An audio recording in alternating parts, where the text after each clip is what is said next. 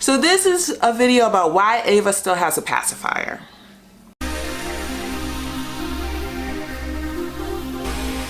So in our autism spectrum disorder that my daughter has, she's on the spectrum. They all come with their own combination of issues or things they have to deal with, or we have to deal with or work on or whatever. And one of her things is mouthing. It is, I wouldn't call it a STEM. She has sensory processing disorder, which by itself doesn't denote autism, but together with a lot of other things denotes autism. So she has a thing about putting things in her mouth. She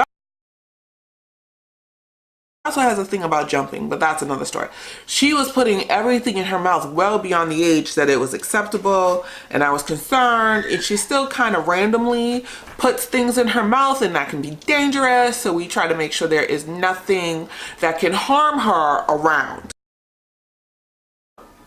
like change or anything that I would freak out if she attempted to put in her mouth. So as I was saying, she has mouthing issues. So we have a lot of chew toys, which she has learned to use. She would not use them initially. 4 of the chewies that we have tried. Another thing with sensory processing disorder is not something that I guess they actually fix. They try to manage and give them alternative solutions to what to do. So the first chewy toy we got from our OT, and she actually made it through she found this family, I think in Canada, who sell this stuff, and you can make your own jewelry. Okay, so I'm not that creative, let me just be honest. I just want to buy some shit and call it a day. But thank you, Mel, for this. She was our OT from early intervention, and at the time Ava loved it. It's kind of a little, it needs to be washed, but Ava doesn't use it anymore, and it used to go around her neck, and you have to teach them to use it. It's not always an automatic. So when they chew on something unacceptable, you give them something acceptable to chew on. So it took a while, but she picked up on it. Then we have these, which was also another Mel thing.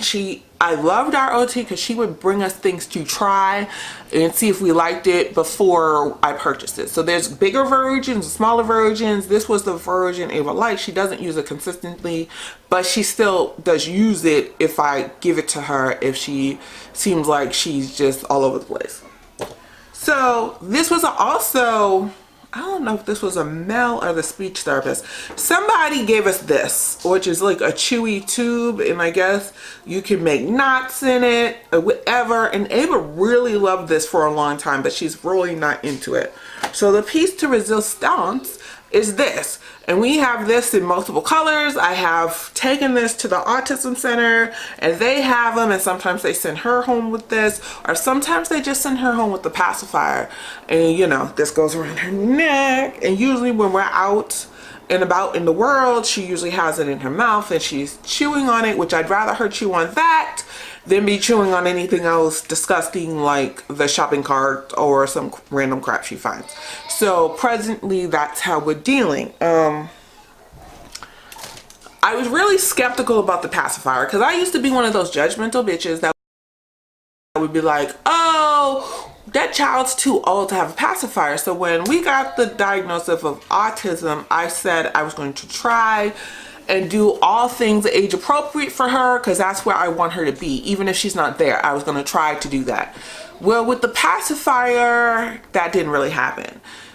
I tried my best to take it away at certain points, and especially during the day and out in the street. Like, I don't know why, I just felt like we'd be judged or whatever. So, and I still don't necessarily use the pacifier out in the street. I do have it with me, one with me, just in case there's some severe meltdown, and that'll pacify the situation. It does exactly what a pacifier does. It pacifies the situation. But other than that, we tend to use jewelry, and she has it in her mouth and she knows how to use it when we're out in the street. But Ava has severe sleeping issues. She'll wake up at 2, 3, 4 in the morning, and she goes to sleep with a pacifier. That never stopped. But she didn't use it all during the day. Now she is tending to use it more, and she's a little sneak. We have like 20 of these things because they kept getting lost around the house. Well, she knows where they're at, and I take it away from her and she walks in the room with another one. I take it away from her, she walks in the room with another one. It's like a cartoon or something. She knows where she stashed all of these pacifiers. Like it's ridiculous. They're like all over the house, and then we find all of them at one point, and then she starts stashing them again, like every night. You know, we're giving her a new one every night till we don't have any, and she has them stashed all over the house. Long story. That's why I know my child's smart. That is definitely why I know she's smart. But it does calm her down. It does, and I know it's more for me than her, but I also have to understand I live in an apartment that I'm over somebody's head, and I cannot always, not that I care that much, have her breaking down and kicking the floor and doing all kind of crazy at 5:30 in the morning when we're waking up for our morning routine or when it's bedtime or whatever. So the quick thing is to give her a pacifier. Like, she's had a pacifier literally all day, and I don't feel bad about it because it keeps her content. It keeps her satisfied with not as much ups and downs, if you can do that, because you know I feel like she has a lot of ups and downs. And I tend to let her do what she wants when she gets home, and I know that is awful, and I probably thought I would never spoil my child, but if she wants to be on her tablet, she can be on her tablet. If she wants to do something, you know, because she does work hard 40 hours a week at the autism center, so I give her a break. I give her a reprieve. She's home, so she can do what she wants. So now the new thing is her sitting at the table to eat. I don't know about your family. I didn't come from a family where we ate together every night. We just didn't. My grandmother would cook, and you come as you want to eat the food that's there, whether you eat it at the table, the living room, or your room, it was up to you. And it's hard for me to get out of that routine, but you know, the OT says I have to, and we need to sit down and eat. And she wants me to buy a $250 chair for her to sit in. That sounds kind of crazy, and that ain't gonna happen, but I will try to find an alternative chair to do what she's asking me to do. I said, you're gonna have to come with something cheaper than that, because that just don't work for me.